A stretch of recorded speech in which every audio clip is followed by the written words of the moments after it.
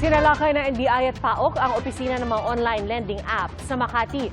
Inireklamo kasi ito dahil sa panghaharas at pananakot umano sa kanilang mga customer na hindi makabayad ng utang.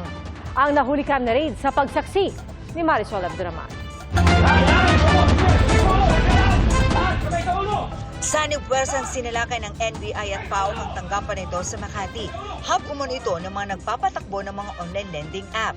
Meron kaming search warrant dahil sa ginagawa nyo ditong violation ng Data Privacy Act. Ito ang pinaniniwala ang working station ng mga online lending application na niraid ng NBI at PAOK. Inabutan ng ilan sa kanila, actually lahat sila, na ongoing pa ang transaksyon sa mga pinaniniwalaan nilang mga kliyente. Nakita sa kanilang mga desktop ang mga impormasyon ng mga may loans sa kanila.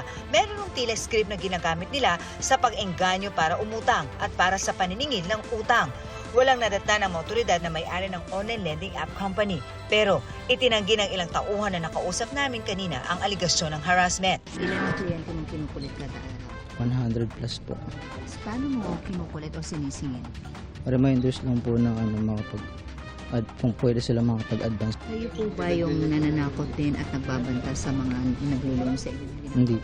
Hindi po, wala po kaming ganong ma'am. Ba nakasama sa mga ginagawa nyo dito kapag hindi nang babayad ay nangaharas kayo? Hindi po. Nag-ugat ang raid kasunod ng mga reklamo ng matinding panghaharas sa kanilang mga kliyente. Marami na pong yung mga nagtangka magpakamatay. Marami na rin pong nagpakamatay. Nasira yung buhay. Ayun po, nagkaroon ng depression. Nagkakaroon na ng mga mental problems, nagkakaroon na ng depressions. Yung iba nga may mga suicide incidents nga tayo nangyari because of the harassments. Isa sa mga nakaranas ng harassment, si alias Kikay. Sabihin nila na pag lumabas ka ng bahay, sasabog yung baon ng ulo mo. Huwag kang pipikit kasi pagka pumikit ka, baka mamatay ka na. Si Flor din niya tunay na pangalan. Nangutang lang ng 2,000 piso sa OLA o online lending application.